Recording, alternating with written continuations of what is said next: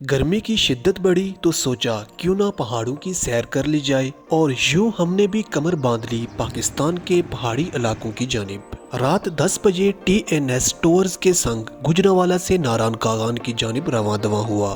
GT road سے ہوتے ہوئے رات 2 بجے کے قریب اسلام آباد پہنچے، جہاں سے برستہ موٹر وے صبح 7 بجے بالاکوٹ پہنچے۔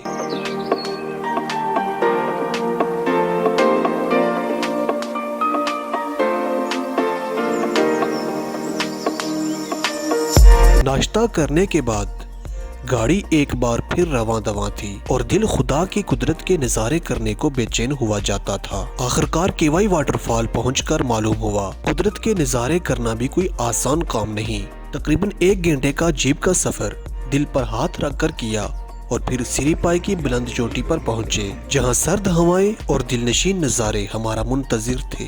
حد نگاہ تک سبزہ چیڑ کے درخت اور برف سے ڈھکے پہاڑ دیکھ کر آنکھوں کو راحت نصیب ہوئی تو وہیں خدا کا شکر بجا لایا۔ واپس کیوائی کی طرف رواں ہوئے۔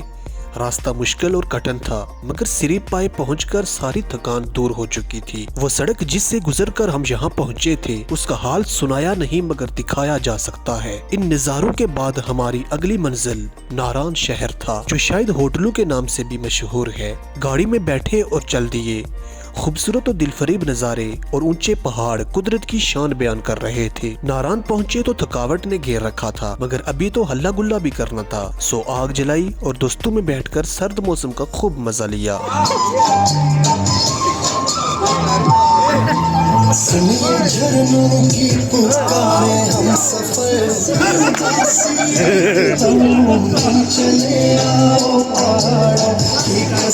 آگ سے حرارت ملی تو رات 1 بجے کے قریب بستر پر پڑے، چونکہ صبح ہماری اگلی منزل مزید حسین ہونے والی تھی۔ صبح سویرے ٹھنڈی ہوا کے جھونکوں سے آنکھ کھلی، ناشتہ کیا اور ایک بار پھر گاڑی میں سوار ہوئے۔ آج دوسرا دن تھا اور لولوسر جھیل کی جانب رواں دواں تھے۔ ایک طرف دریا کنہار اپنی آب و تاب سے بہہ رہا تھا تو دوسری طرف دہاڑ کے درخت، کہیں سڑک پر چرواہے تو کہیں پانی کا سڑک سے گزرنا ایک ایسا منظر پیش کر رہا تھا جسے بیان کرنا ممکن نہیں مگر محسوس کیا جا سکتا ہے۔ راستے میں ٹریفک بلاک تو ہوئی، مگر ہمارا ڈرائیور کمال مہارت رکھنے والا تھا۔ گاڑی یوں نکالی کہ دل داد دیے بغیر نہ رہ سکا۔